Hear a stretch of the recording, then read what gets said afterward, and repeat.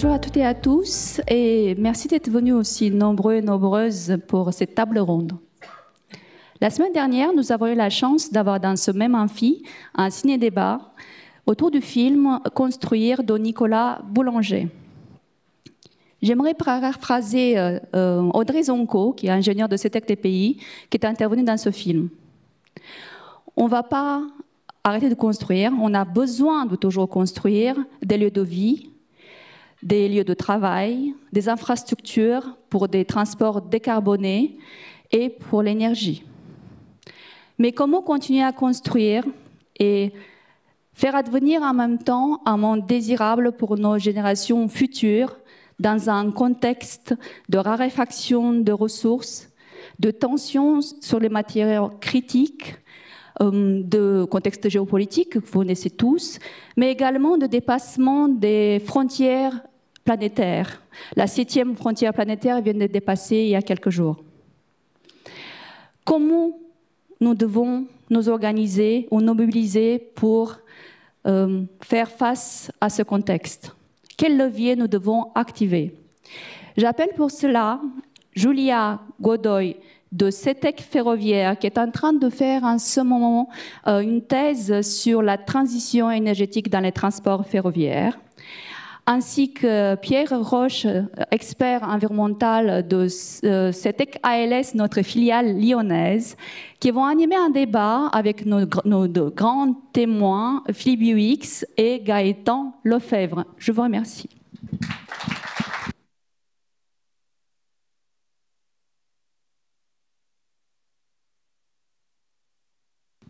Bonjour, bienvenue.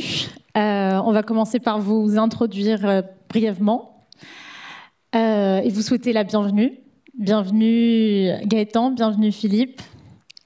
Philippe, on vous connaît bien chez CETEC. Vous êtes le directeur d'AREP, avec qui on travaille très souvent. Mais vous êtes aussi ingénieur et auteur, notamment d'ouvrages de référence comme L'âge des low-tech, ou plus récemment la BD Ressources, un défi pour l'humanité. Et justement, de ce défi, on va en parler aujourd'hui, puisque le sujet aujourd'hui est la raréfaction des ressources dont vous êtes expert. Et vous êtes ici aussi pour parler justement de comment cela va impacter nos métiers, l'avenir de nos métiers. Et donc nous avons également le plaisir d'accueillir Gaëtan Lefebvre. On vous connaît un peu moins. Vous êtes expert intelligence minérale au BRGM. Vous êtes ingénieur géologue de formation. Et puis, vous êtes tourné vers l'analyse de l'économie des ressources minérales. Autrement dit, vous faites le lien entre la connaissance géologique des ressources et leur utilisation dans l'économie et plus globalement dans le monde de tous les jours. Donc on est ravis de vous accueillir aujourd'hui et on est impatient de bénéficier de votre expertise et de vous questionner sur ces sujets stratégiques et particulièrement questionnants pour les ingénieurs que nous sommes. On va démarrer d'ailleurs, si vous le voulez bien, par une petite question pour vous Gaëtan, qui est de faire un petit peu le constat. Quels sont aujourd'hui les matériaux ou les ressources les plus critiques à l'échelle mondiale, l'échelle européenne, peut-être française? Quelles sont aujourd'hui les principales dépendances et quelles sont les conséquences tant pour l'environnement et pour les sociétés humaines? Vaste question, exactement. C'est l'introduction et la première difficulté de cette question, c'est que cette criticité varie énormément, varie dans le temps. Donc, déjà à l'échelle du BRGM, on regarde quand même plus globalement justement leur utilisation, les secteurs stratégiques dans lesquels elles vont être utilisées, et ça nous guide pour finalement mettre un gradient sur la criticité de ces ressources. Et donc les secteurs stratégiques, on les voit vite. Enfin, il y a la transition énergétique et numérique, il y a tout ce qui est la mobilité, tout ce qui est l'ingénierie, mais bien sûr, l'industrie de défense prend une proportion de plus en plus grande dans ce secteur-là. Et donc, première réponse sur la raréfaction, c'est finalement, il y a plusieurs degrés de raréfaction. Il y a la raréfaction géologique en tant que telle, et ce n'est pas le principal problème, finalement, aujourd'hui, mais plus celle de la raréfaction à moyen terme, de la raréfaction sur les marchés et l'approvisionnement pour ces ressources critiques. Donc, on va aussi, je pense, dans le débat faire la distinction entre les ressources qu'on peut utiliser localement, qui sont extractibles sur un territoire national et un périmètre globalement local, et celles qui traversent le monde entier, qui a plus ou moins gros volume, et qui là aussi ont des enjeux vraiment propres.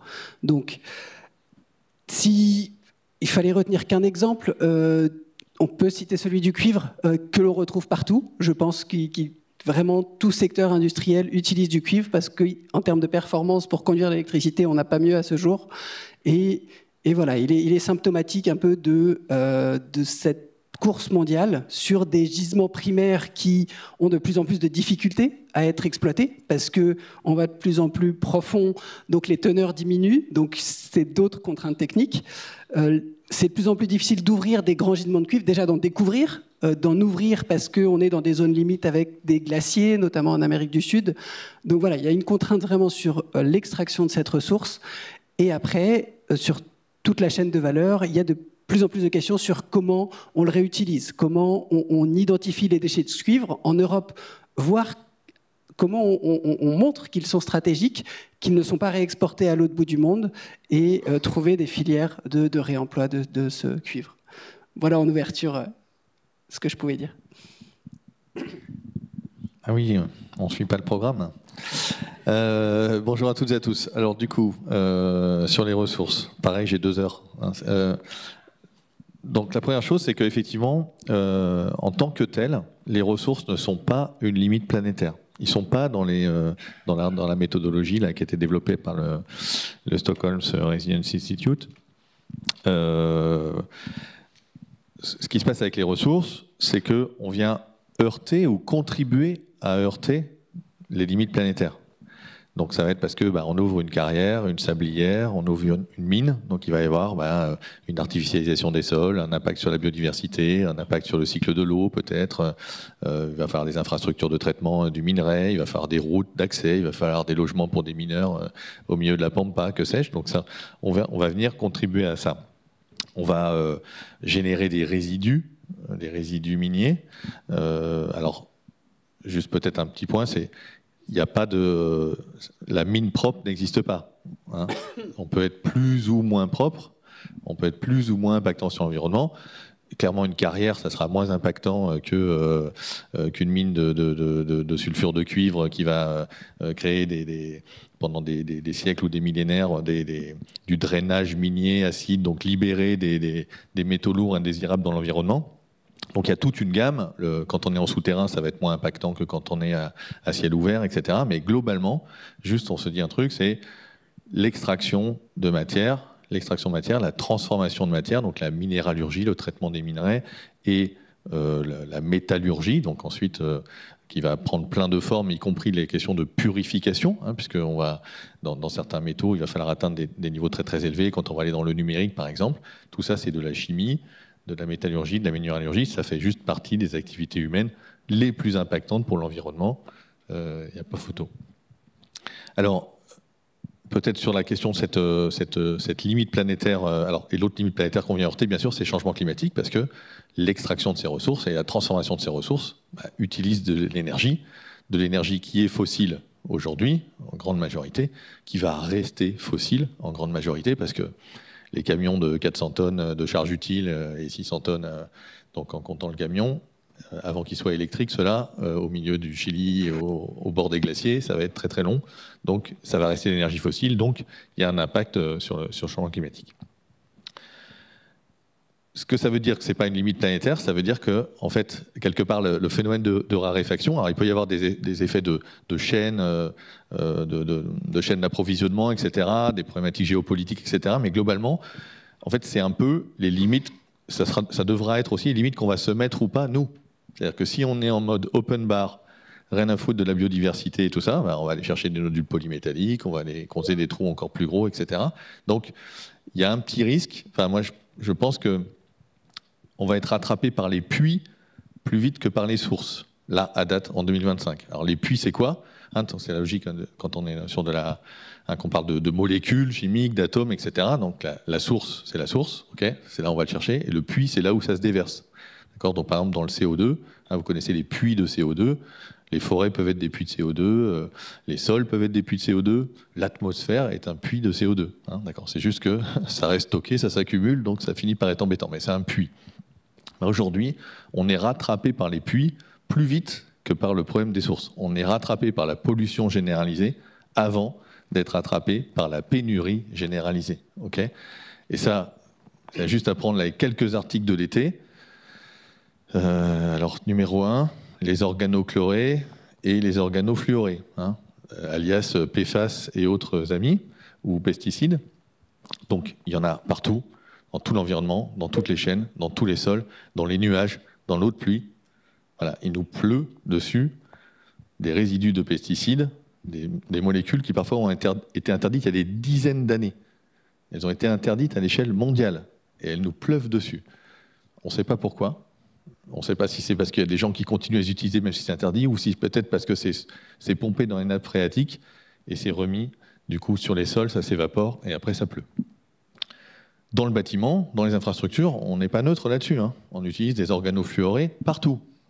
Ça va des appuis de pont pour que ça glisse bien, comme dans les poêles Tefal, mais c'est aussi, je sais pas, PTFE, ETFE, vous voyez, ce genre de choses-là, dans les toitures. Voilà. F, c'est fluor, donc c'est voilà, dans plein de produits, des centaines de produits différents, des milliers de produits différents. Donc cette question de pollution généralisée, alors il y en a d'autres, les microplastiques. Microplastiques, pareil, partout. Pareil, il pleut des microplastiques. Au fin fond des Pyrénées, c'est 365 particules par mètre carré et par an. Étude scientifique qui était sortie il y a quelques années, sympa. C'est quoi? C'est les pneus qui s'usent, c'est les peintures aussi qui s'usent. Donc quand on prescrit des peintures, dedans, il y a souvent des microplastiques, et c'est l'usure des peintures, l'érosion du monde, l'érosion des villes qui va faire que ça se déverse dans l'environnement.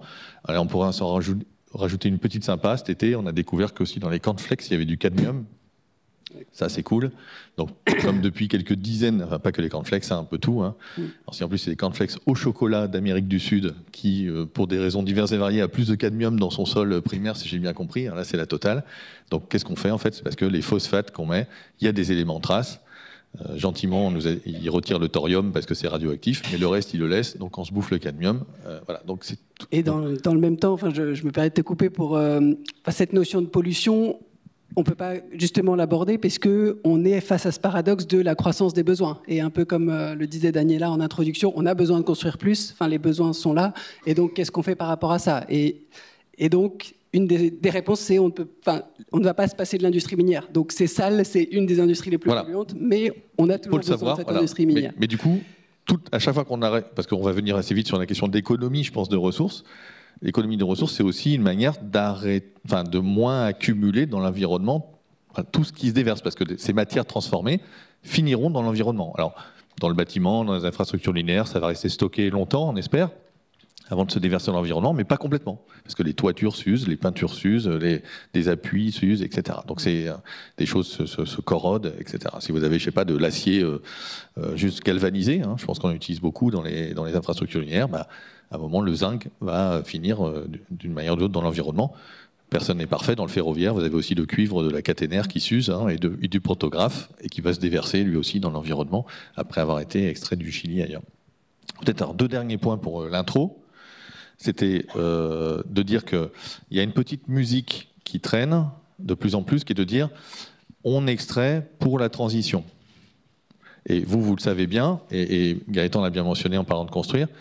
Non, on n'extrait pas pour la transition. La transition énergétique, c'est la cerise sur le gâteau et qui ne concerne que quelques métaux précis, sans doute effectivement un peu le cuivre à travers l'électrification de process, l'électrification de la mobilité, un peu des métaux de batterie type lithium, cobalt, nickel, mais l'essentiel, c'est l'urbanisation du monde, auquel se rajoute la motorisation du monde, auquel se rajoute la numérisation du monde, et ensuite, il y a la transition. Si je prends le nickel, qui est un métal emblématique des batteries, qui excite tout le monde. En plus, c'est un des rares endroits, un rare métaux où il y a on va dire des sociétés françaises un peu impliquées. le nickel, quand vous regardez les stats, c'est passé de 1 à 3 millions de tonnes en l'espace de 20 ans. Ça a triplé. La production de l'Indonésie aujourd'hui, c'est la production mondiale d'il y a 20 ans, pour simplifier. Donc les orang-outans qui déjà slalomaient entre les palmiers à huile se prennent en plus le nickel indonésien. Ça, c'est, quand on regarde les stats, c'est pas le nickel des batteries, quoi. Le sulfate de nickel pour les batteries, je ne vais pas dire que c'est marginal, ça croît très vite, bien sûr, mais c'est à date marginal. C'est l'inox. L'inox, ça sert à faire des usines agroalimentaires, ça sert à faire des usines chimiques, ça sert à faire de l'acier inox pour la construction.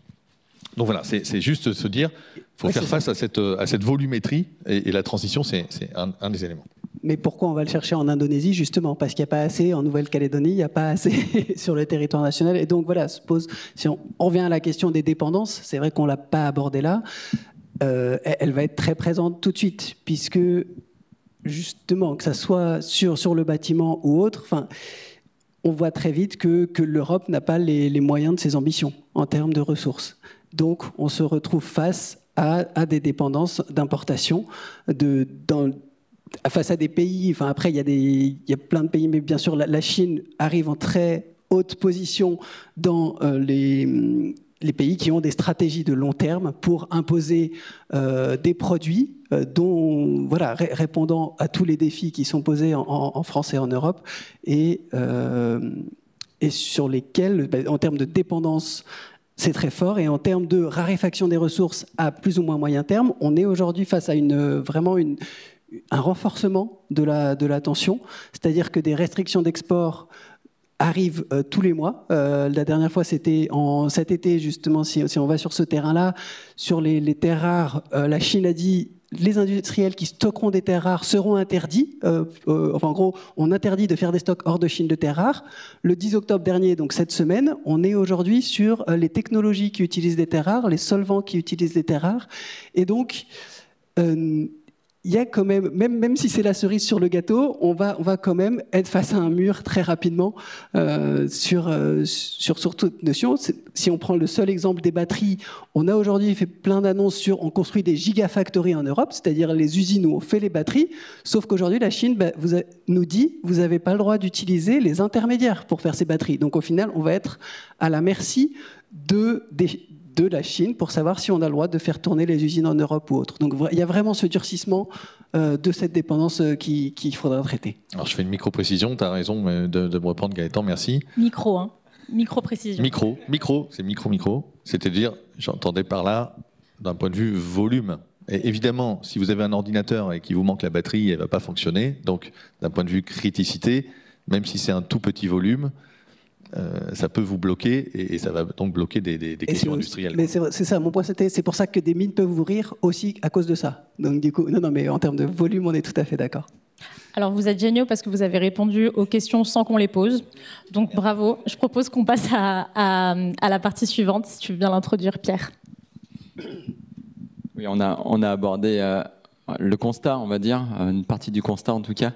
On voulait essayer de se projeter peut-être justement un petit peu vers les solutions et essayer de savoir si vous pouviez nous aiguiller vers les solutions, l'innovation, les ruptures technologiques ou d'usage, peut-être la sobriété tout simplement.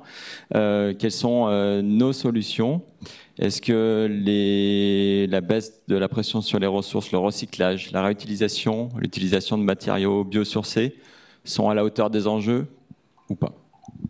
Et là, c'est moi qui commence, non, c'est ça ? Ouais. Oui, alors carrément. Alors peut-être pour un peu faire le tri là-dedans. Donc, quelque part, on utilise beaucoup de ressources. Alors, elles sont quand même très variées parce qu'effectivement, comme disait Gaëtan tout à l'heure, il ne faut pas... Peut-être qu'on mette le sable, les granulats, de l'exploitation quand même essentiellement locale, peut-être en regard de métaux très critiques, très précis, qui vont servir aussi dans les bâtiments, dans les infrastructures, mais dans quelques petits usages numériques ou autres. Donc, il faut qu'on réduise la quantité qu'on met en œuvre. Comment on fait ça ? Donc, on pourrait imaginer effectivement d'économiser tout court à la source, de remplacer, ou de recycler, d'utiliser les choses issues du recyclage. Alors si je vais dans l'ordre inverse, je commence par le recyclage. Sur les gros matériaux, sur les matériaux qui sont des gros volumes, donc les granulats, le verre plat dans le bâtiment. On voit arriver avec les tris, je ne sais plus combien, 7 flux, 7, c'est ça, je ne sais plus. Le tri de plâtre, on commence à avoir du plâtre qui réincorpore du plâtre, etc. Donc sur ces gros volumes, on voit un peu le recyclage progresser. Hélas, on n'aura pas un truc complètement circulaire parce qu'effectivement, il y a quelque part une croissance des besoins ou une immobilisation qui est assez longue dans des objets qui sont des infrastructures des bâtiments. Et puis quand on vient sur les métaux, qui sont plus les équipements du quotidien, tout ce qui nous entoure, là on a un problème, c'est que c'est très difficile à recycler parce qu'on les mélange. On miniaturise les objets, voilà, et donc il n'y a pas de pertinence économique et il n'y a même presque pas de pertinence environnementale à récupérer les métaux, et donc effectivement on est face à une contrainte. Mais on va dire que dans les métiers un peu du bâtiment, dans les métiers de l'infrastructure, il y a quand même pas mal de choses à faire.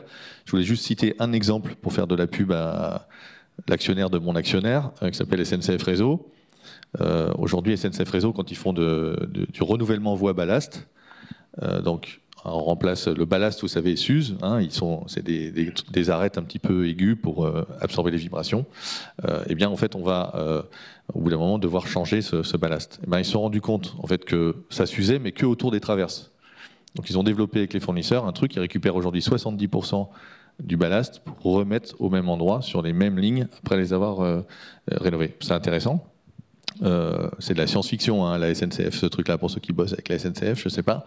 Vous imaginez, enfin, ils font rouler des trains à 300, tout ça, on leur dit tu vas réutiliser le même ballast. Ils ont commencé par dire mais n'importe quoi, hors de question. Alors qu'est-ce qu'ils ont fait? Ils ont commencé par essayer de réutiliser sur des lignes classiques d'abord, avec des contraintes techniques moindres. Ils se sont aperçus que ça marchait bien, etc. etc. Et donc sur ces gros volumes, il y a des choses qui progressent. Voilà, donc il ne faut pas cracher dans la soupe. On peut continuer, je pense, à faire progresser ces trucs-là. La question du remplacement. Moi, je crois beaucoup à des matières. Alors, ça ne sera pas pour des grandes infrastructures linéaires, mais ça marche très bien dans le bâtiment. Bio-géosourcé.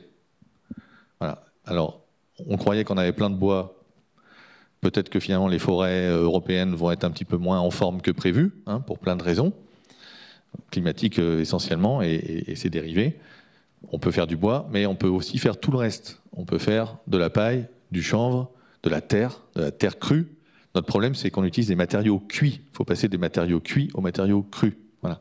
C'est encore un peu prospectif. Évidemment, on ne construira pas des tours comme ça en terre crue, mais on peut faire des maisons, on peut faire du petit tertiaire, on peut faire du petit commercial, on peut faire des petites infrastructures, on peut faire des bâtiments de techniques.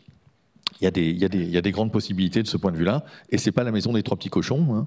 Hein. Ça marche enfin, même pour l'anti-intrusion, je sais pas quoi. Aujourd'hui, on peut faire des bâtiments en terre, en pisé. Vous allez à Lyon, beaucoup de bâtiments sont en pisé, ça fonctionne très bien, et vous rentrez dedans avec une pioche, pas plus facilement qu'à travers un mur en parpaing, quoi. Donc il n'y a pas de souci. Ça, c'est vraiment un terrain de jeu qui va se développer. C'est compliqué, c'est des filières qui ne sont pas complètement en place. Et ce n'est pas que sur des questions de structure. Hein. On peut travailler tous les lots de seconde œuvre, on peut travailler l'isolation, on peut travailler le cloisonnement. Voilà, il y a plein de choses à faire. Donc là, il y a un terrain de jeu. Et je pense qu'effectivement, ça soulagera. Parce que se dire qu'on va faire juste de la structure bois et des panneaux photovoltaïques dessus, non, c'est pas ça l'éco-conception de demain. C'est bien plus profond que ça. Et la question du réemploi va se poser aussi. Hein, peut-être on y reviendra un peu après. Et puis, la dernière chose, moi, que j'y tiens beaucoup, c'est économiser à la source. Donc, c'est la question de la sobriété. Moi, j'aime bien parler de sobriété systémique, c'est-à-dire c'est pas juste chacun personnellement qui dit je vais manger moins de viande, je vais prendre un vélo, et je sais pas quoi. C'est très bien, mais c'est pas juste ça. C'est une sobriété organisée, amplifiée par la puissance publique, par les entreprises, par les aspects réglementaires, normatifs, fiscaux, etc. Où là, il y a des choses à faire. Alors, je les vois plus, moi, aujourd'hui, dans le bâtiment que dans l'infrastructure linéaire, mais on pourra en reparler si vous voulez, parce que, bon, à moins de dire, on n'a plus besoin forcément de telle ou telle infrastructure linéaire, mais bon, voilà, ça ouvre des questions d'effets rebonds, etc. Ça nous emmène très, très loin. Je ne sais pas si on aura le temps. Et il faut que je laisse un peu de place aussi à Gaëtan sur ça.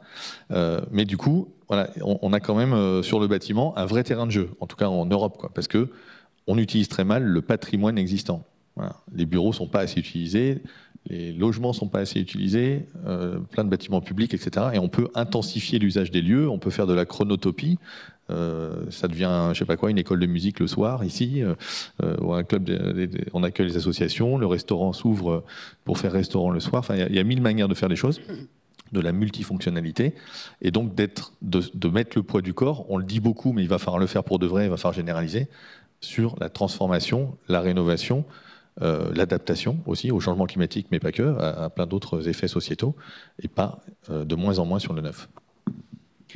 Pour compléter là-dessus, je rejoins beaucoup sur 3 idées. Déjà, la sobriété, la consommation, clairement, c'est l'un des leviers d'action à prioriser. Sur le recyclage, on l'a abordé, les gros axes de progression, c'est sur le tri en fin de vie, de vraiment la caractérisation du déchet, donc réussir à voir ce qui peut avoir de la valeur et ce qui ne l'a pas. Et l'exemple de SNCF Réseau le montre, c'est-à-dire que quand on regarde plus précisément le déchet, il y a toujours des marges de manœuvre et de terrain de jeu, pour reprendre l'expression de Philippe. Et dernier point, peut-être sur le réglementaire, qui d'ailleurs fait la transition, mais là encore, il y a en tout cas sur les métaux stratégiques, il y a un gros gap à résoudre. C'est-à-dire qu'aujourd'hui, la réglementation ne suffit pas à faire sortir d'Europe ces ressources qui le sont stratégiques. Et donc, il y a vraiment ce levier à activer. Des choses commencent à se mettre en place, mais elles sont encore insuffisantes. Et peut-être l'innovation, il y a une idée intéressante qu'on a discutée, c'est-à-dire d'arriver quelque part à promouvoir l'innovation, mais dans une certaine limite. C'est-à-dire pas que des petits projets, mais des projets qui ont des leviers. Et on voit que tout ce qui marche, c'est déjà quand le modèle économique est solide derrière, mais peut-être réussir, lorsqu'une innovation marche, se dire « ok, elle est suffisante, on la soutient à fond pour la généraliser un peu plus, plutôt que se dire on part dans toutes les directions et on finance un peu partout des startups. » Parce que malgré tout, on a toujours l'impression qu'on va résoudre par la technique tous les problèmes et il faut peut-être arrêter cette philosophie. Voilà. On m'a piqué ma question. Non, mais tout à fait. En soi, c'est bien parce que ça fait la transition totalement. Mais peut-être que je peux vous encourager à continuer à nous décrire ces freins qui font qu'aujourd'hui, ça avance peut-être pas assez vite dans cette direction-là. Vous avez parlé de levier réglementaire, mais peut-être que vous avez envie de développer un peu là-dessus, voire d'en signaler d'autres.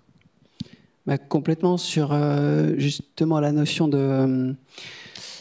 Enfin, après, encore une fois, j'ai vraiment un prisme métaux, donc je m'en excuse pour ça, mais je pense qu'il peut vraiment se répliquer, toujours de comment passer du court terme au long terme. Et c'est là où on a abordé dans la préparation le mécanisme d'assurantiel et vraiment changer cette logique justement de l'achat, finalement, du sourcing de matières premières, se dire...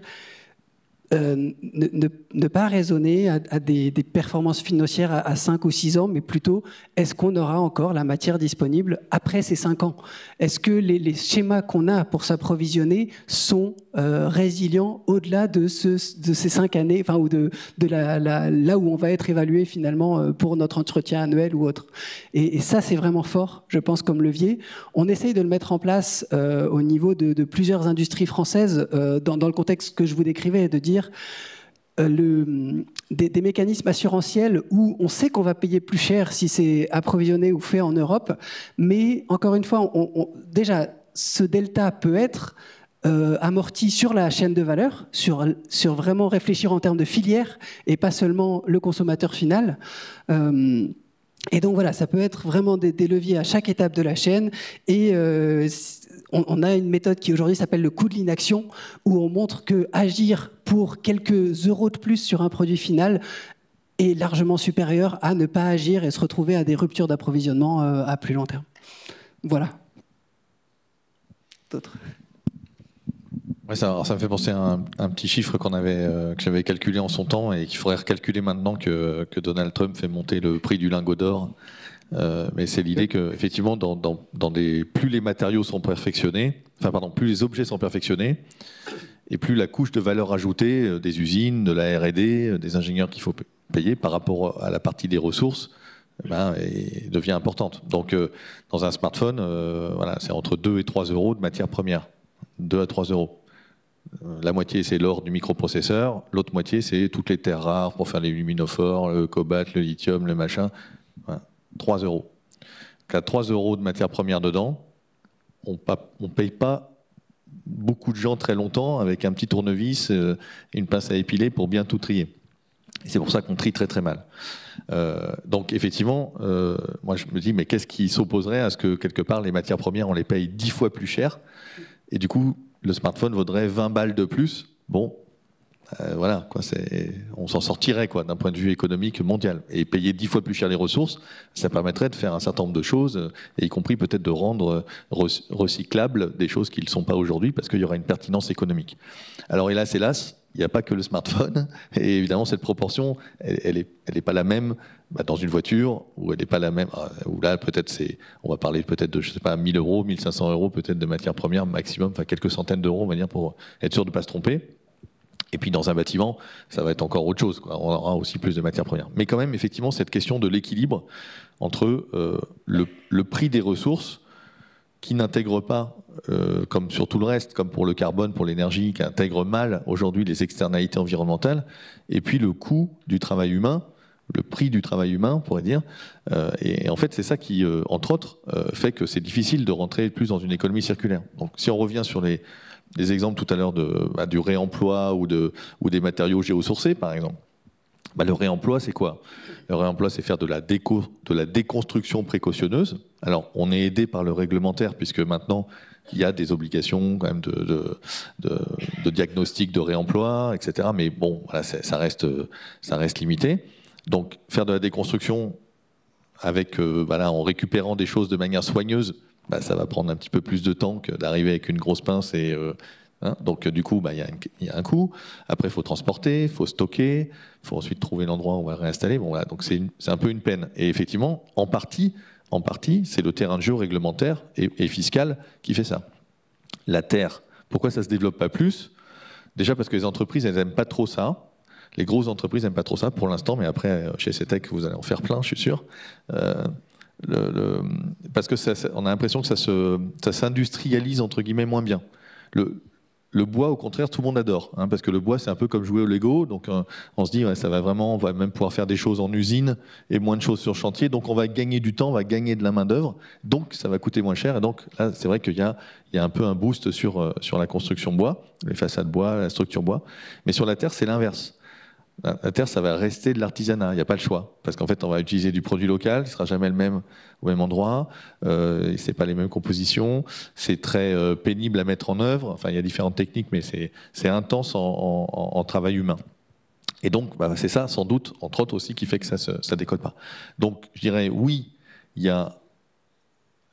c'est évident que le terrain de jeu de la puissance publique, alors sur les aspects normatifs, réglementaires, sur les aspects douaniers, on pourrait dire, qu'est-ce qui a fait planter quelque part le protocole de Kyoto et l'idée des permis d'émission européens, qui était censé décarboner l'industrie, c'est que les cimentiers, ils ont installé la fabrication de clinker en Turquie, en Égypte, et puis ils importaient le clinker dans les ports européens. Forcément, ça aidait pas ceux qui essayaient de faire de la décarbonation.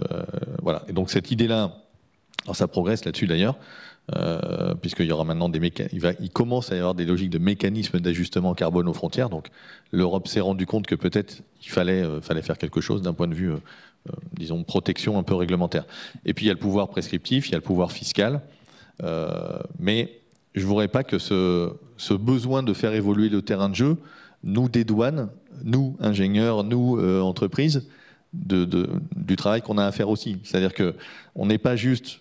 si on est juste là à dire ah bah oui mais là c'est pas possible parce que c'est trop cher, ah oui mais là c'est pas possible parce que on n'est pas d'accord, ah ben là c'est risqué, là le client veut pas, ou se réfugier simplement derrière le client. Moi aussi j'ai des clients très compliqués et puis ils veulent pas toujours. Mais en fait on vit dans une économie qui n'est pas juste une économie tirée par le client. On est aussi dans une économie qui est poussée par les fournisseurs que nous sommes. Et nous-mêmes, on a des fournisseurs qui peuvent nous pousser. Donc on peut faire bouger la demande, on peut faire évoluer la demande, il y a des marges de manœuvre, il y a des terrains de jeu, et même avec effectivement les règles existantes, alors tant mieux si on peut les faire bouger, mais c'est plus crédible de les faire bouger aussi quand on arrive avec des idées, avec des solutions, avec déjà des exemples, et de dire, et là en plus s'il y avait eu ces petites taxes ou cette TVA à zéro sur les matériaux de réemploi, ça aurait été encore plus facile, pour un peu amorcer le truc, quoi. Et je te rejoins, alors on en parlait tout à l'heure, c'est pour ça qu'on est aligné, mais sur la question un peu de l'innovation, Alors je fais un micro truc en citant un gars que j'aime beaucoup qui s'appelle Lewis Mumford, qui est un grand historien des techniques et de l'urbanisme américain, décédé depuis longtemps. Et alors lui, il avait une théorie que j'aime beaucoup, qui était l'être humain n'est pas un innovateur. L'être humain n'est pas un innovateur. Or, on passe notre temps à se dire soyez innovants, quoi. Alors quand je leur raconte ça chez Arep, ils me regardent avec des grands yeux à chaque fois. Mais non, vous n'avez pas besoin d'être innovant tout le temps. Pourquoi l'être humain n'est pas un innovateur? Parce qu'en fait, on a été sélectionné sur notre capacité à imiter, à maintenir un fragile capital technique et culturel à travers toutes les glaciations, les machins, les trucs qui nous bouffaient et tout. Il fallait taper sur le silex comme papa et maman. Sinon, on se faisait vite fait sortir de la grotte, je caricature en disant ça, et du coup, on ne se reproduisait pas. Et donc, d'un point de vue darwinien, ça a sélectionné des formidables coopérateurs et imitateurs que nous sommes. Non, je n'ai pas fait tout à l'heure parce que ça ne tiendra pas dans la revue. Mais donc voilà, alors c'est un peu, évidemment, tout ça n'est pas scientifique et c'est un peu une idée comme ça, mais moi je l'aime beaucoup, même si c'est un peu presque une métaphore. Regardez, ça marche comme ça, en fait, et le consumérisme, etc., les réseaux sociaux marchent sur notre capacité à imiter, pas sur notre capacité à innover. Alors une fois de temps en temps, il en faut quand même un ou deux qui innovent, quoi. Il n'y a pas de souci, hein, mais tous les 3-4 générations, et à ce moment-là, il était imité très très vite, et c'était ça la force du truc. Donc, en fait, notre problématique aujourd'hui, elle n'est pas d'innover. Oui, bien sûr, on va innover.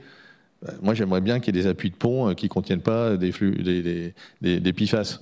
Ça, j'aimerais bien qu'il y ait des batteries, je sais pas quoi, qui contiennent du sodium et pas du lithium, même si ça évacuera pas l'ensemble des métaux et des matières dedans. Mais j'aimerais bien qu'on progresse sur le recyclage de tel et tel truc, sur des matériaux qui soient plus biodégradables, que sais-je. Donc, on va aller chercher encore de l'innovation, mais notre problème aujourd'hui, c'est la généralisation. On a déjà énormément de choses dispo, entre guillemets. On a plein de choses à faire. Donc copiez-vous avant d'innover ou de vous imiter, ou copiez les voisins, copiez les autres, copiez les confrères, et avec cette idée de coopération qui peut être très forte chez l'être humain. Oui, et ça fait du coup une bonne transition justement sur ces solutions possibles qu'on pourrait avoir à disposition en tant qu'ingénieur. On a parlé des matériaux secondaires, des matériaux recyclés. Est-ce que vous identifiez déjà des nouvelles tensions sur ces matériaux ? Et est-ce qu'il n'y a pas notamment des territoires qui sont exposés de manière inégale justement à ces tensions ? Oui, donc les tensions, elles existent clairement. Donc là aussi, on peut reprendre les deux échelles, avec l'échelle locale et l'échelle plus globale, internationale. À l'échelle globale, comme on le disait, il y a quand même, donc, le BRGM suit le nombre de carrières en France et leur renouvellement. Et on voit aujourd'hui que c'est de plus en plus compliqué d'ouvrir une carrière. Donc rien qu'à cette échelle nationale, il y a des tensions qui sont peut-être plus liées finalement à l'acceptabilité de se dire, voilà, pour quel usage est faite l'extraction que j'ai près de chez moi. Donc, et là-dessus, une des améliorations peut être vraiment le discours, c'est-à-dire, je crois qu'on en a parlé, mais toute activité humaine a un impact. Donc de dire il y a zéro impact de cette extraction, non, ce n'est pas vrai. Mais par contre, quel modèle de société on veut, justement, quel bâtiment on veut construire, et du coup, vraiment passer à cette logique de comprendre pourquoi tel ou tel projet se met en œuvre à des échelles plus locales. Donc il y a un travail là-dessus. Et après, à l'échelle internationale, ben oui, les tensions, comme je commençais à l'évoquer, se renforcent vraiment de manière très forte, puisque les acteurs français, on peut le dire, ont du mal à finalement trouver des boucles d'économie circulaire parce qu'on leur achète leurs déchets plus chers à l'extérieur, tout simplement. Donc cette seule incitation suffit à avoir du mal, comme on le disait, à avoir des solutions collectives, à lutter, parce que ben voilà, la logique monétaire reste très forte. Donc après, pareil, on peut développer, enfin, pareil, laissons du temps pour les questions, mais il y a forcément plus de tension. Du coup, tant mieux, je passe directement à la suite. Philippe, vous avez évoqué tout à l'heure justement un peu le rôle qu'on a, nous, les ingénieries. Vous les avez évoqué pour dire que c'était aussi à nous de bouger les choses. Et c'est parfait, parce que je viens vous demander justement comment est-ce qu'on s'y prend. Est-ce que justement toutes les contraintes qu'on a évoquées jusqu'à maintenant, elles vont devenir moteurs de notre métier d'ingénieur, ou est-ce qu'on va devoir évoluer acquérir des nouvelles compétences pour justement répondre à ces défis? C'est pas une question facile. Hein. Si j'avais la réponse, j'aurais déjà racheté ces techs, quoi.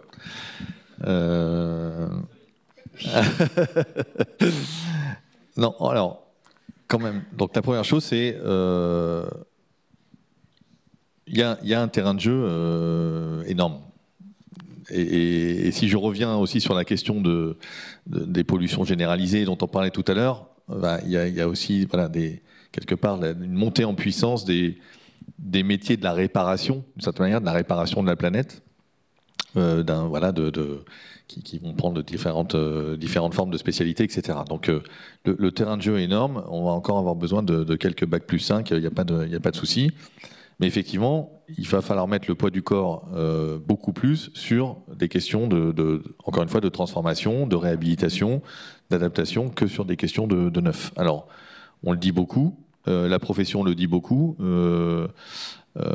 ça a moins tendance à se réaliser pour de vrai, parce que je pense qu'on n'a pas toutes les conditions de température et de pression pour effectivement que une réhabilitation, quelque part, devienne l'acte naturel par rapport à construire neuf. Ce n'est pas forcément le cas, et puis on sait que des fois, c'est mieux de démolir et de refaire, parce que c'est moins cher. Enfin, on retombe un peu sur toutes ces raisons. Mais il y a des marges de manœuvre énormes. Enfin, prenons les exemples juste d'un bâtiment.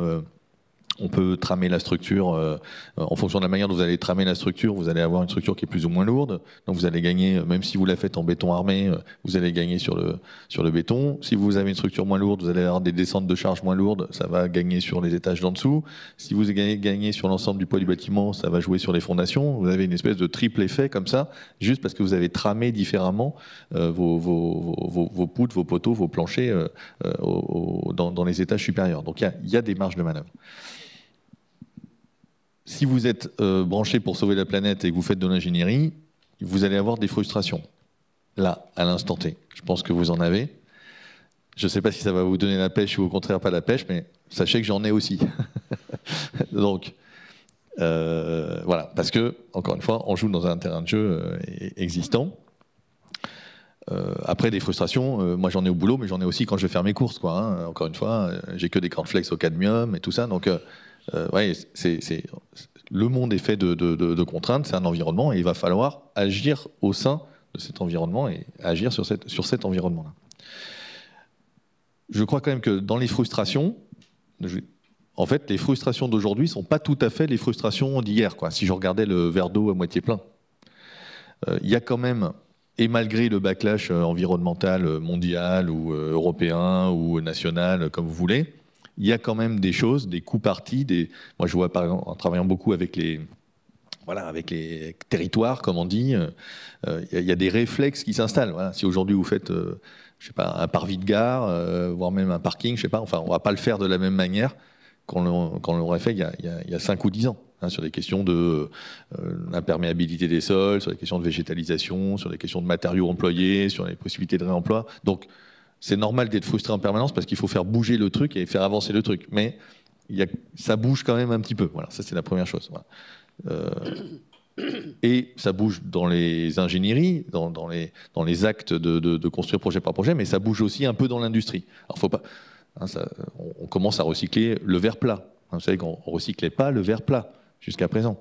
D'accord ? On recyclait le verre bouteille que vous jetez dans la bonne poubelle, mais le verre plat de bâtiment, tout transparent, tout nickel, on ne le faisait pas, c'est trop compliqué. C'est du double ou triple vitrage. Il y a un truc au milieu, il y a des petites baguettes. Hein, c'était trop compliqué, il y avait des petits machins de polyuréthane. Donc en fait, c'était juste balancer. Je ne sais pas trop où d'ailleurs. Voilà. Donc on commence à recycler ça, parce qu'on a appris qu'on pouvait peut-être couper les baguettes et puis récupérer le verre au milieu. Bon. Donc il y a des choses qui bougent quand même. Par contre, c'est certain que il y a quand même, voilà, ça avance quand même trop lentement, encore une fois, et il faut qu'on arrive à faire bouger les choses plus vite. Nous, j'ai pas de recette miracle, mais une des recettes qu'on essaye d'expérimenter, c'est d'abord de se dire, premièrement, ça marche mieux dans le collectif pour faire bouger les choses. Et quand on dit collectif, c'est pas juste le collectif. Donc, pour ça que je vous parlais tout à l'heure de vous copier. Ça marche mieux dans le collectif, dans une entreprise, dans une organisation, mais dans le collectif avec les autres organisations avec lesquelles vous interagissez. Donc, moi, ce que je dis souvent à mes équipes, c'est trouver des complices. Choisissez vos combats et trouvez des complices. Trouvez des complices chez les maîtres d'ouvrage, trouvez des complices chez les bureaux de contrôle, trouvez des complices chez les financeurs, chez les exploitants, chez les partenaires, chez les fournisseurs, tout le monde. Parce qu'en fait, les frustrations que vous avez potentiellement, il y a d'autres gens qui les ont dans d'autres organisations, parce qu'ils sont eux-mêmes dans leur propre champ de contraintes. Donc avec l'idée, ah bah oui, ça va être plus cher, plus risqué, plus si. Mais si vous trouvez des complices, ça marche beaucoup mieux. Alors vous n'en trouverez pas tout le temps sur tous les projets. Voilà, donc il ne faut pas s'épuiser sur les trucs qu'on ne va pas arriver. Là, aujourd'hui, on a besoin de faire avancer des choses. Ce n'est pas une incitation à dire je fais juste du greenwashing et puis une fois un projet de temps en temps. Ce n'est pas ça que je veux dire. Hein. Comprenez-moi bien, c'est juste de dire identifier les enjeux et trouver les marges de manœuvre que vous avez dans les conditions actuelles de température et de pression, parce qu'on ne peut pas rester à attendre que les conditions bougent toutes seules. Il faut les faire bouger en même temps. L'autre aspect, c'est peut-être la question de la taille de projet. Alors, je pense que vous avez un peu la même chose. On a des projets tout petits, puis des projets très grands. Alors, c'est très agréable d'avoir des bougers un peu environnementaux vraiment significatifs et très forts sur des gros projets, parce qu'évidemment, c'est très visible, c'est bien, c'est emblématique. Mais souvent, les gros projets, ils sont aussi hyper politiques, hyper surveillés, hyper je sais pas quoi. Et c'est pas forcément là que vous allez trouver des maîtres d'ouvrage qui ont envie de bouger. Ça dépend, peut-être, oui, des gens très courageux, mais pas toujours. Donc nous, on a un truc, on appelle ça le pouvoir transformatif du petit projet. C'est aussi se dire, voilà, sur tous les projets, il y a des trucs à gagner, à réaliser, à faire bouger. Et peut-être que le petit projet, ça sera le truc où on va expérimenter, le truc qui marche et qui ensuite pourra effectivement être copié sur des projets à plus grande échelle, avec du coup un sentiment de prise de risque un peu différent de la part du maître d'ouvrage. Et dernier point, c'est la question un peu des finances, évidemment, parce que c'est le truc cornélien. Là, encore une fois, c'est profiter de votre position, voilà, et notamment quand vous êtes AMO, mais pas que.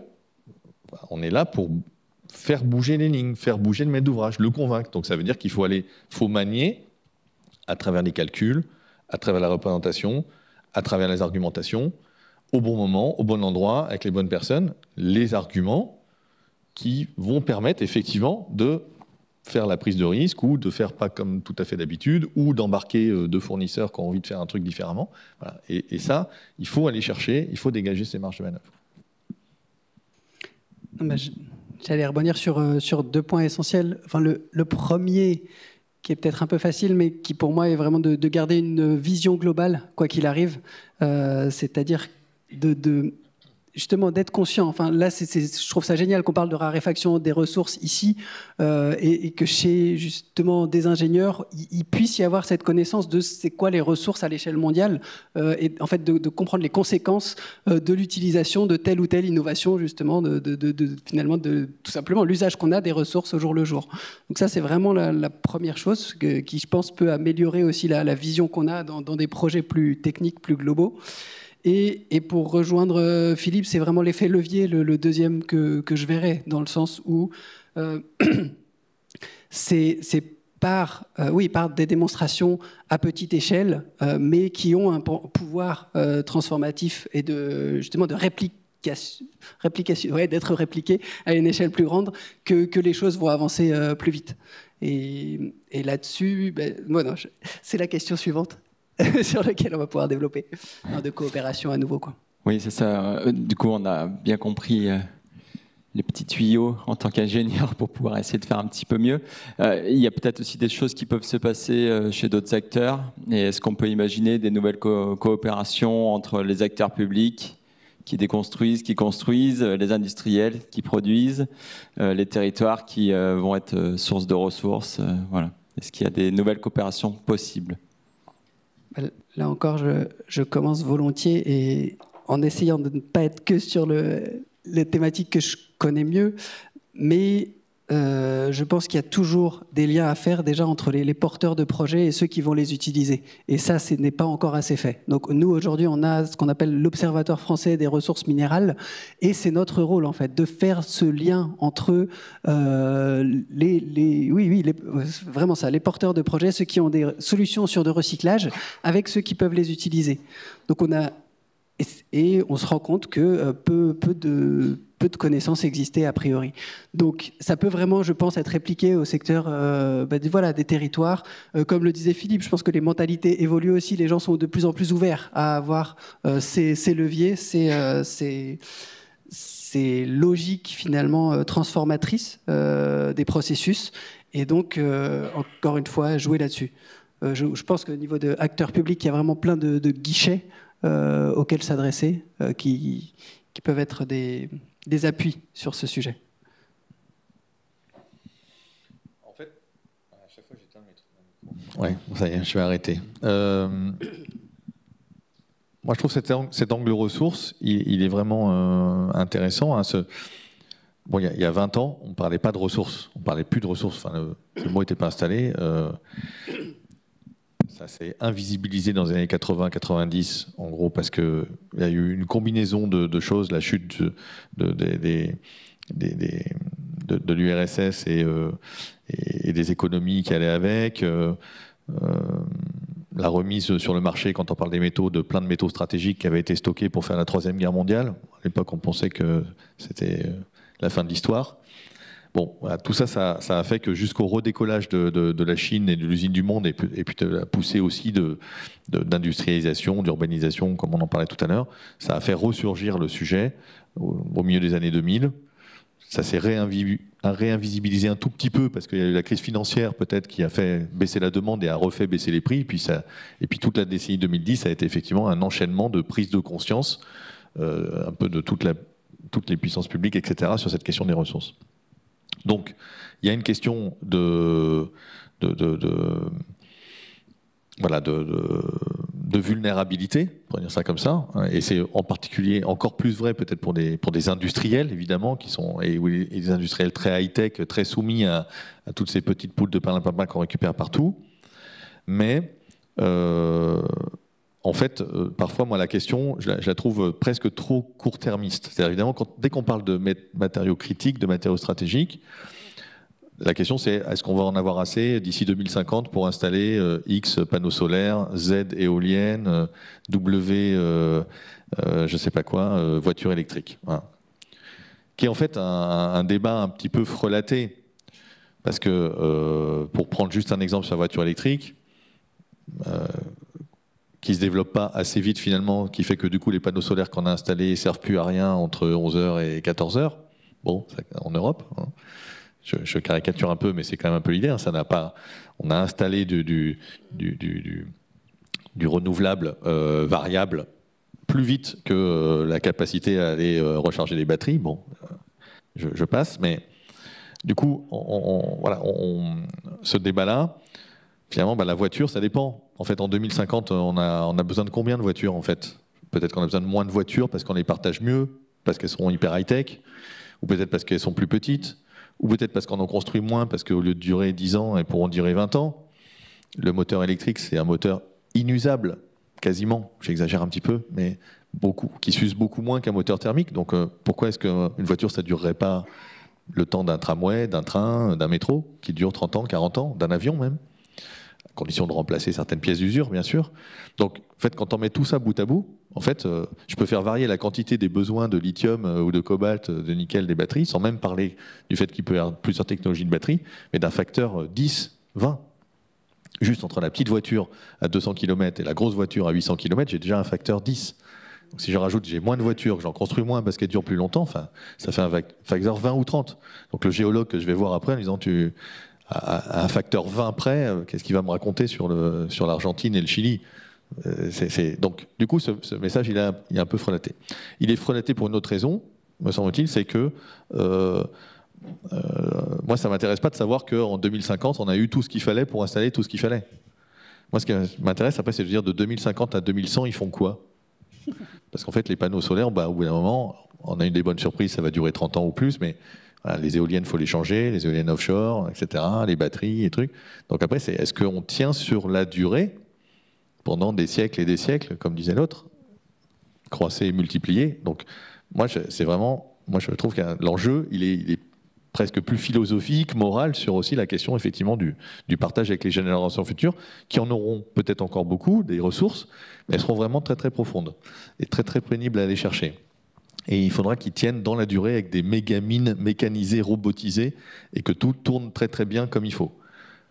Bon, voilà, ça, ils ne reviendront pas à l'âge du bronze, quoi, en disant j'avais des trucs à 10 mètres sous le sol. Donc on a quand même une responsabilité de ce point de vue-là. Et du coup, je suis très content que cette question des ressources, elle arrive, mais ce n'est pas juste une question de criticité. Et puis, de l'autre côté, ce n'est pas juste une question, encore une fois, de pénurie potentielle ou de rupture de chaîne d'approvisionnement ou de difficulté ou de renchérissement des coûts pour un projet local. C'est aussi une histoire de co-bénéfice. C'est moins de ressources égale moins de pollution, mécaniquement. Et puis, les questions effectivement de résilience, et donc c'est là que la question des territoires, des coopérations, elle peut s'ouvrir. Consommer moins de ressources, avoir installé des schémas effectivement plus circulaires, plus sobres, avec plus de discernement technologique, j'aime bien moi ce mot, vous savez, de techno-discernement, de dire ces précieuses ressources que j'ai extraites, que j'ai transformées, mais à quoi elles vont servir pour de vrai, et quels bénéfices je vais mettre pour de vrai en face.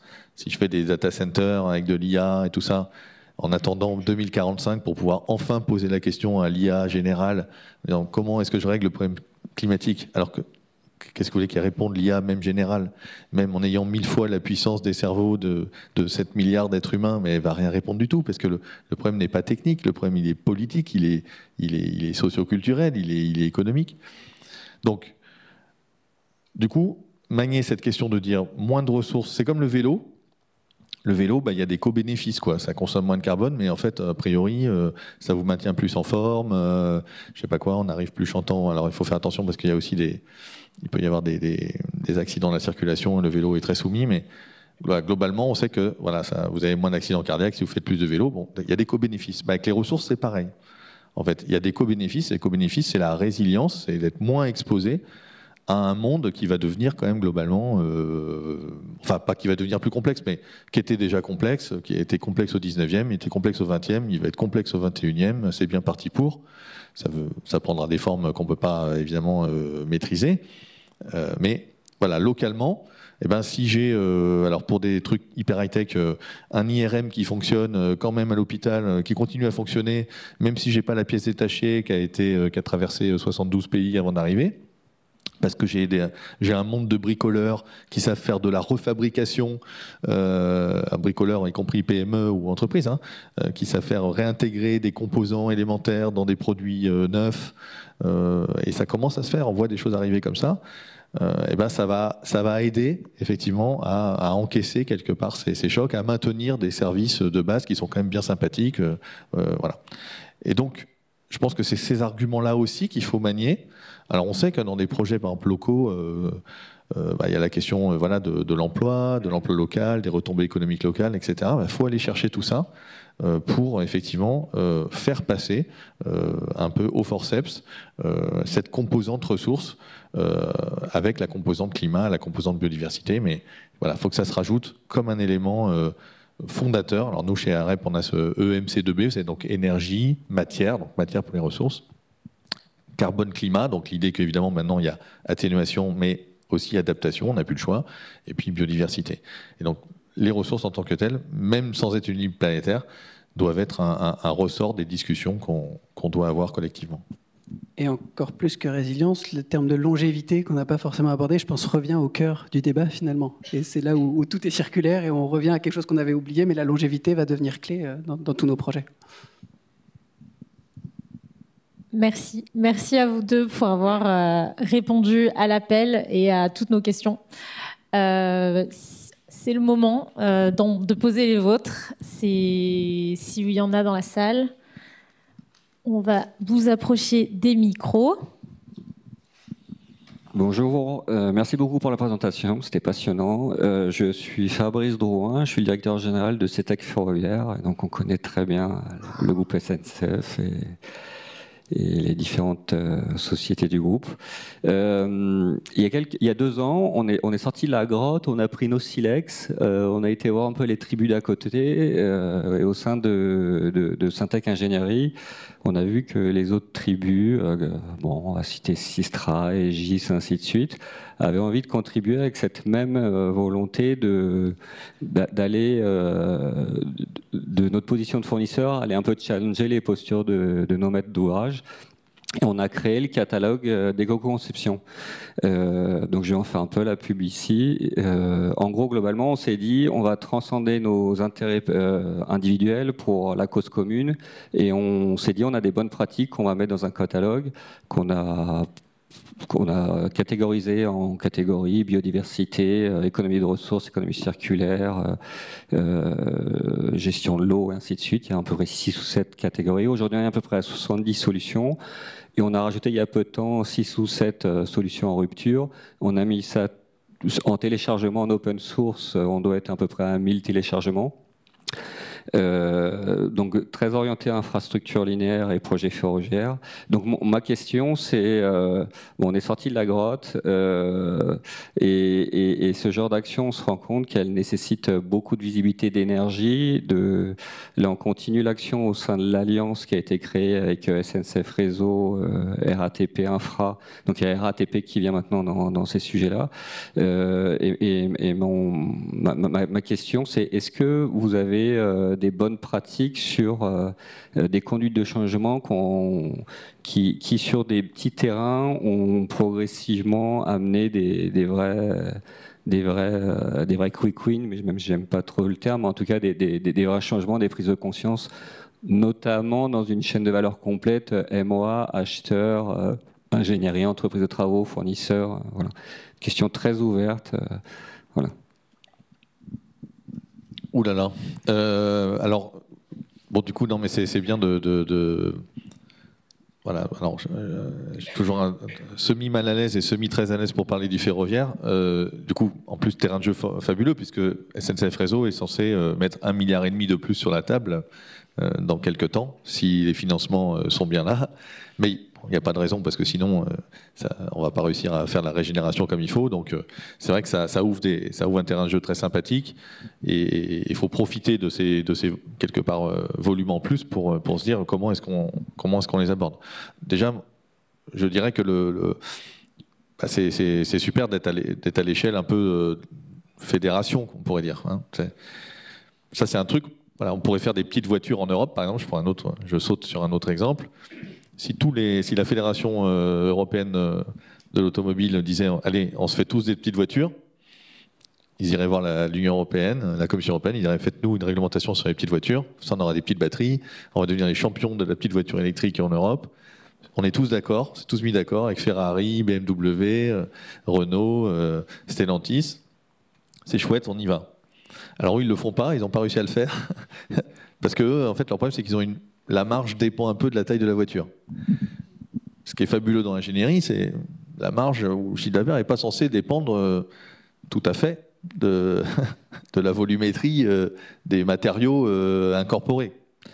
Alors, il y a quand même un peu des questions à se poser, et peut-être qu'il faudra se les poser de manière vraiment très sérieuse, alors soit avec le Conseil national de l'ordre des architectes, soit avec le Syntec, soit un peu des deux, je ne sais pas si c'est compliqué à mettre en œuvre. La question de la rémunération de l'ingénierie, de se dire, est-ce que si je mets plus de jus de cervelle pour économiser des travaux, pour économiser des matières, des coûts, est-ce que je peux quand même être bien rémunéré pour avoir cette injection de trucs. Donc ça, je pense que ça va donner des débats tout à fait passionnants.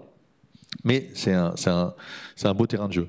Alors, pour essayer de répondre à un petit bout de question, alors, hélas, même si j'ai bossé 10 ans dans le conseil en stratégie et tout ça, je ne suis pas un expert en conduite du changement et encore moins au sein de la SNCF ou de la filière ferroviaire complète, donc il faudrait poser la question à Patrick Jeantet, par exemple. Mais voilà. Moi, je crois quand même que cet exemple...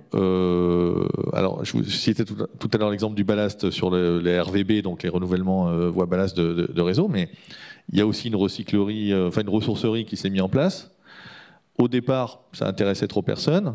Puis il y a un moment, tiens, il y a des petites ruptures d'approvisionnement vers 2020-2021, et on découvre que finalement, la pièce détachée qu'elle a, ou l'équipement qu'elle a, il est pas mal. Donc ça va faire la rue Michel en attendant, et ça a aidé aussi. Donc là, on retrouve des co-bénéfices, des questions de dire, c'est pas juste de l'économie de matière ou de carbone, mais c'était aussi dispo directement. Et on l'a vu sur d'autres filières, des gens qui sont mis à faire du réemploi de bois, parce que les menuisiers trouvaient pas. Avait un problème dans la filière bois. À un moment, pareil, je ne sais pas exactement pourquoi, il y a eu des conséquences un peu de la crise sanitaire. Donc j'ai pas tout à fait ça, mais c'est sûr que partir sur une échelle un peu de fédération en disant j'ai quelque chose qui est presque normatif, c'est hyper intéressant. Moi, ce que j'aimerais, c'est que ça soit pas dans une logique de bonne pratique uniquement, mais que ça soit dans une logique de minimum, de niveau minimum atteignable, quoi, quelque part. Parce que être juste dans les bonnes pratiques, alors, par exemple, l'industrie minière est beaucoup là-dedans. Ils développent des standards de bonnes pratiques, puis après, on les suit ou on les suit pas, quoi, selon les cas. Donc là, ça serait vraiment des standards, mais qu'on suit, quoi, quelque part, parce que ça devient vraiment le réflexe.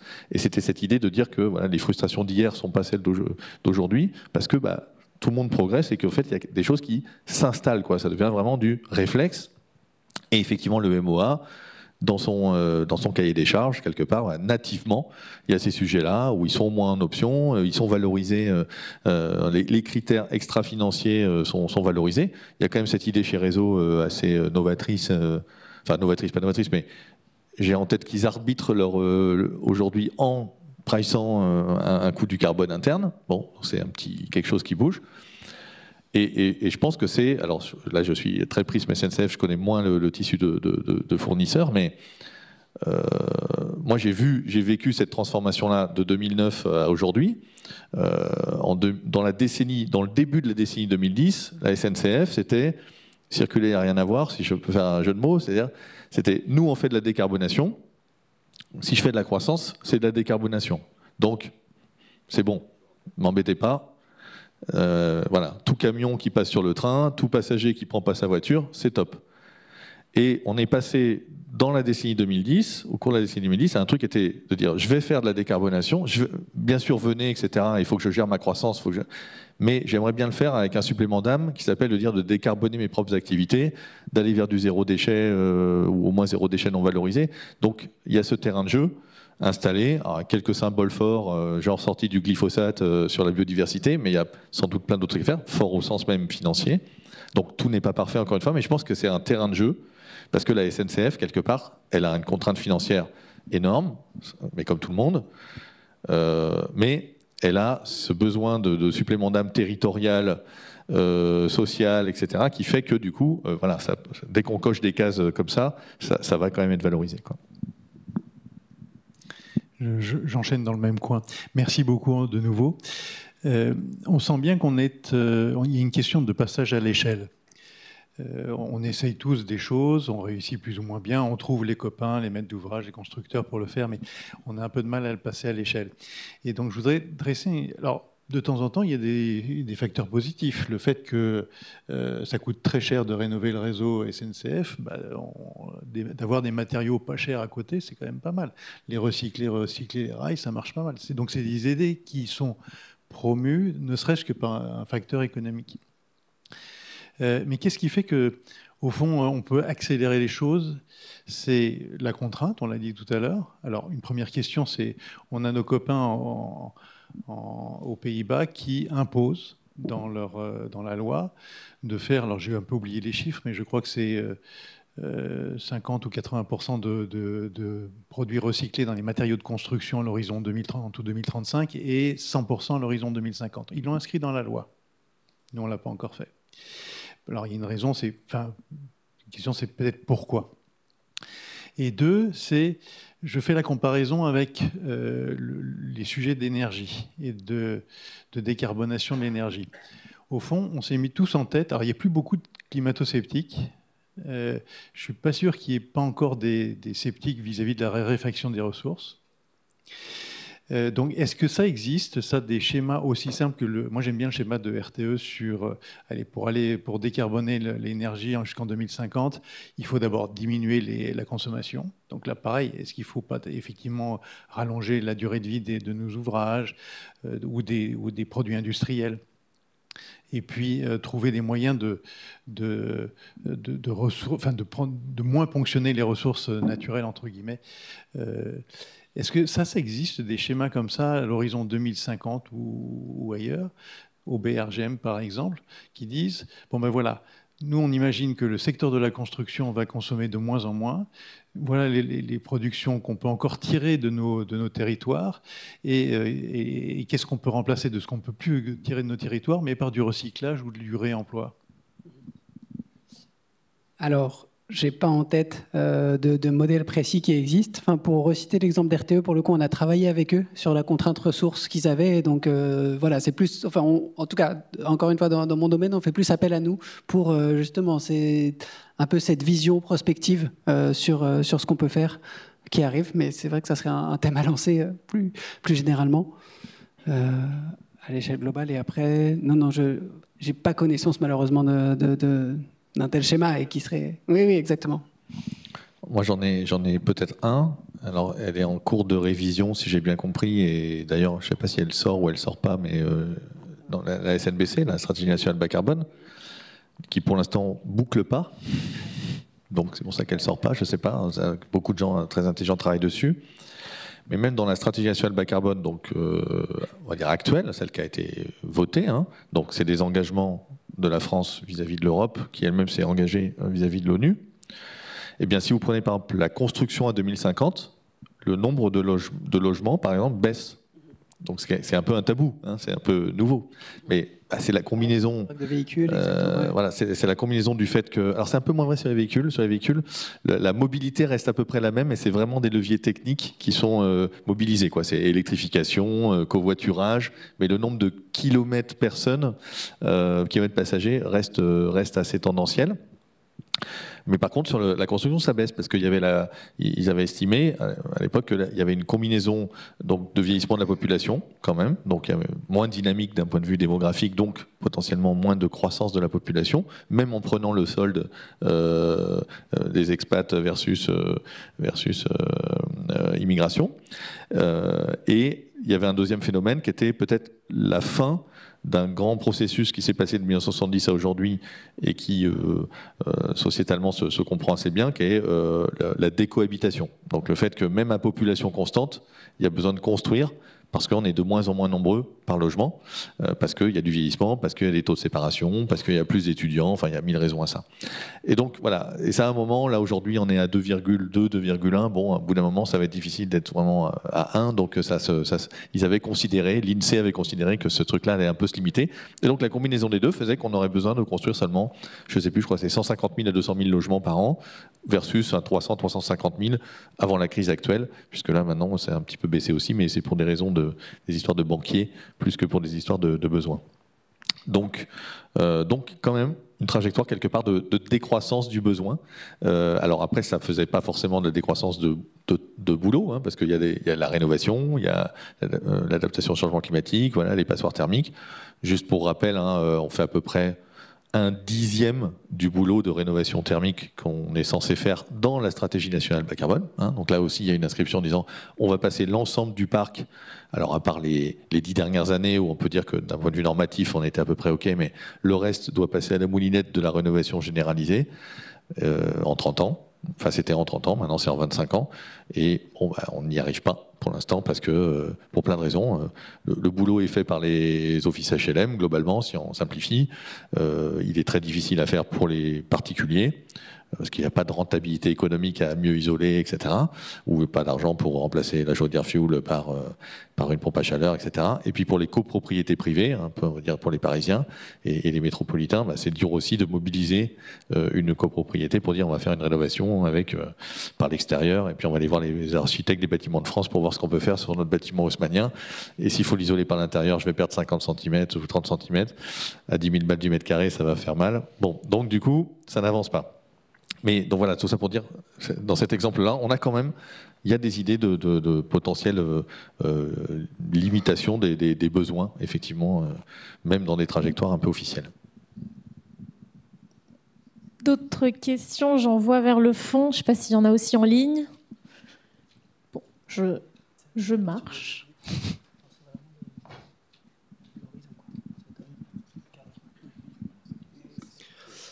Bonjour, merci pour votre intervention qui est très intéressante. Nous, actuellement, on travaille sur l'adaptation au changement climatique du réseau ferré breton. Et dans ce cadre-là, on a une tranche sur justement la réflexion sur la criticité des matériaux. Donc, on a établi une première liste à partir d'analyses, notamment du BRGM et de l'Europe. Maintenant, en fait, on a une difficulté, c'est qu'on n'arrive pas à avoir des listes d'achats précises, on n'arrive pas à trouver d'interlocuteurs de la part de SNCF Réseau. Et donc, on se pose la question de comment faire pour engager le réseau ferré Breton-Pays-la-Loire du coup, sur ces sujets de criticité des matériaux. Comment est-ce qu'on pourrait l'intégrer? Donc, je voudrais avoir votre avis, peut-être des idées à nous souffler pour continuer notre étude. Voilà, donc c'était ma première question.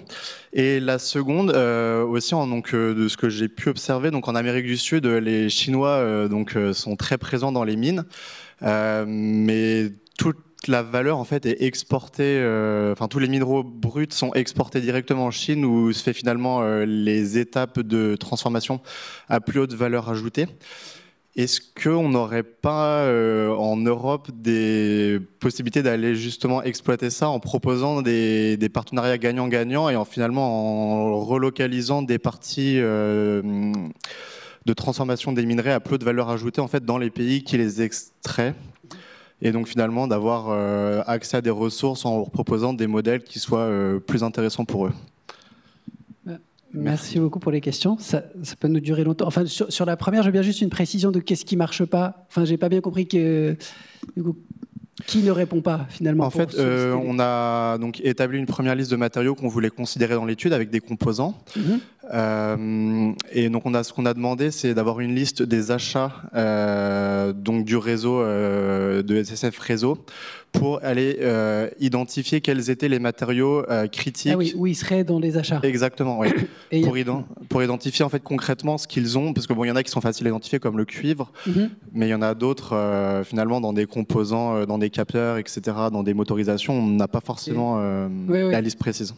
Non, c'est très intéressant parce que c'est vraiment symptomatique en fait d'une démarche qui a lieu actuellement, c'est-à-dire que plein d'utilisateurs finaux n'avaient pas conscience en fait d'utiliser ces ressources dans leurs équipements. Et c'est seulement aujourd'hui déjà qu'il y a cette prise de conscience et que du coup on remonte un peu les chaînes en disant on connaît le fournisseur de rang 1, mais on ne connaît pas les fournisseurs de rang 2, 3. Donc actuellement on mène beaucoup d'études avec des partenaires pour essayer de remonter ces chaînes de valeur, comme on les appelle. Mais parfois c'est compliqué parce que c'est un peu ce qu'on appelle l'effet diamant, c'est-à-dire qu'au début c'est facile, il y a très peu d'acteurs et très vite il y a tout un faisceau de réseaux, ça peut être transformé un peu partout dans le monde, passer par plusieurs filiales pour revenir ensuite au niveau de la première transformation à finalement une ou deux mines dans le monde ou un ou deux raffineurs. Et cette partie centrale est vraiment compliquée finalement à mapper, à cartographier. Mais après, on accompagne volontiers si jamais les acteurs sont volontaires. Ça passe vraiment par de l'entretien et connaître sa chaîne de valeur. Mais c'est indispensable pour tout acteur de commencer à vraiment la connaître pour adresser ces questions. Et sur le deuxième sujet, merci beaucoup pour la question, parce que il y a déjà des initiatives en place, pour le coup, notamment de partenariats européens conjoints, parfois. Finalement, c'est de la diplomatie économique. Et c'est une des premières solutions que l'Europe et la France ont trouvées pour pallier un peu aussi à ces enjeux qu'on va avoir sur les ressources. Puisque à court terme, c'est facile de se dire on fait alliance avec des pays amis qui ont la ressource, qui peuvent la transformer pour justement construire des partenariats qui soient efficaces. Mais là encore, c'est plus un problème de compétition et d'accès à la ressource. Donc convaincre, c'est des compétitions de projets, convaincre que le projet est mieux parce qu'on peut le transformer sur place avec des Européens face à des puissances étrangères qui peuvent acheter beaucoup plus cher, mine de rien, qui ont d'autres offres, d'autres argumentaires, on peut le présenter comme ça, et parfois compliqué. Mais c'est fondamental et c'est aussi ce qu'on peut appeler le nationalisme des ressources qui revient aussi. C'est-à-dire que beaucoup de pays comprennent que c'est en transformant le minerai sur place que la valeur se crée et que du coup, on crée, ça crée un écosystème autour. Et le meilleur exemple dans ce cas-là, c'est malgré tout l'Indonésie, c'est-à-dire qu'il y a une volonté gouvernementale forte pour interdire que le minerai soit exporté. Donc, on pose toutes les questions de pollution, d'ingérence chinoise dans ces projets, mais en tout cas, sur le papier, c'est l'un des seuls pays qui a réussi cette transition de on exporte juste du minerai de nickel à on fabrique l'acier sur place et on oblige les investisseurs à s'intégrer à l'écosystème local. Si je peux faire une micro, je ne sais pas si c'est une plaisanterie ou pas, mais sur la question du rôle de la Commission européenne, donc dans cette idée de partenariat, enfin dans le volet en fait de réduire l'exposition de l'Europe à ces matériaux critiques, il y a l'idée de mieux recycler, peut-être d'ouvrir ou de développer des mines en Europe. Et puis il y a la question des partenariats, juste pour citer que la Commission européenne, pour dire que des fois on n'est pas toujours fier de nos gouvernants, a signé un accord de partenariat, je crois notamment sur le Tantal, donc un produit qui sert dans les petits micro-condensateurs de l'électronique ou sans doute dans des alliages aussi de la défense, avec le Rwanda, qui n'en produit pas, mais juste à côté, il y a un grand truc qui s'appelle République démocratique du Congo, 6 millions de morts depuis 1994 maintenant, soutenus par des milices qui permettent d'exploiter le truc. Bon, des fois, la diplomatie minière parfois prend un peu des chemins incongrus, quoi. Bien sûr. Ça. Non, mais il y a plein de paradoxes, mais oui, c'est toujours pareil. Mais si... Oui. On a le temps pour une dernière micro-question. S'il y en a qui veulent, et sinon, si on a tous faim, on peut y aller. Comme vous voulez. On ne voit même pas les mains. Mais... Je crois qu'on a faim. Ah, on a une dernière question. Question timide. Merci beaucoup vraiment pour cette intervention, c'était super intéressant. Moi, je m'intéresse un peu au sujet du numérique. Et du coup, dans le numérique, on parle aussi de la problématique de conflits d'usage. Est-ce qu'il y a un secteur qui est un peu plus concerné qu'un autre, ou une ressource un peu plus concernée qu'une autre? Et en quoi l'ingénierie a si elle en a un levier d'action sur cette problématique? Quand vous dites un secteur plus concerné, ça serait quelle comparaison de secteur? Autre que les numériques, par exemple. Mais... Non, c'est vraiment un endroit où la compétition d'usage va être très forte. Et on le voit, il y a vraiment cette tendance vers aller vers du tout numérique. Et là encore, la contrainte sur les ressources va potentiellement poser problème. Donc, on revient peut-être au low-tech aussi, et toujours à cette priorisation. C'est-à-dire... une des bonnes approches peut-être à promouvoir, c'est de se dire tous les usages ne nécessitent pas des capteurs partout. Enfin, le numérique devrait vraiment être utilisé de manière rationnelle. Et là encore, revenir à où c'est conçu. Enfin, voilà, d'où est-ce qu'on ne crée pas des nouvelles dépendances en voulant rendre tout numérique? Quels sont les capteurs? Enfin voilà, toutes les questions que ça pose. Mais on est bien d'accord que voilà, on n'a pas ouvert le sujet, mais le numérique est une énorme question au niveau ressources, au niveau énergie, et donc de gestion de ces aspects-là. S'il y a un complément. Oui, pas mieux. Je ne suis pas sûr de piger complètement la question. C'est-à-dire, est-ce que, en tant qu'ingénieriste, est-ce qu'il faut faire des data centers ou pas? C'est ça ou... Non, justement, je voulais offrir à d'autres secteurs que le numérique. C'est-à-dire, est-ce qu'il y a d'autres secteurs qui sont aussi affreusement impactants et en croissance que le numérique aujourd'hui? Non, enfin, oui. Oui, il y en a plein. Alors, l'aérien, déjà, l'aérien, si tu mets juste la somme des commandes des avions avec des turboréacteurs parfaitement normaux qui créeront des conflits d'usage parce que du coup il faudra des agrocarburants ou autre, juste ce qui est en commande et qui va durer ensuite 30 à 40 ans et que tu fais la projection de ce que ça va... Voilà, c'est très important. C'est pas très dur, tu peux retrouver, il n'y a que Airbus et Boeing et Embraer peut-être. Donc... Et encore, les volumes ne sont peut-être pas les plus gros dans ce secteur. Qui est les taux de croissance. Les taux de croissance. Oui. Après, voilà, le numérique, c'est à peu près, c'est comme ça que l'aérien se défend un petit peu. Le numérique et l'aérien, c'est à peu près les mêmes émissions de carbone aujourd'hui. Sauf qu'évidemment, il y a plus d'usagers du numérique que d'usagers de l'aérien. Qu'est-ce qu'on pourrait trouver comme autre secteur, effectivement? On aurait dit l'énergie, honnêtement. Oui, sans doute, tout ce qui est un peu... Dans ce secteur-là, on peut vite trouver plein de... Mais c'est vrai que ce qui se passe dans le numérique, c'est un chaudron en fait tellement emblématique de notre monde, parce que c'est là par exemple que tu trouves l'effet rebond le plus formidable et les progrès technologiques les plus formidables. C'est-à-dire que ça n'a jamais aussi peu consommé, d'une certaine manière. Hein. On arrive à faire des calculs plus optimisés, température de refroidissement des data centers, l'architecture, la mise en veille. Il y a 1000 trucs qui font qu'aujourd'hui, chaque octet qu'on transporte, qu'on stocke, qu'on produit, va consommer moins d'un point de vue environnemental au sens large. Hein. Ça va de l'eau au carbone, etc.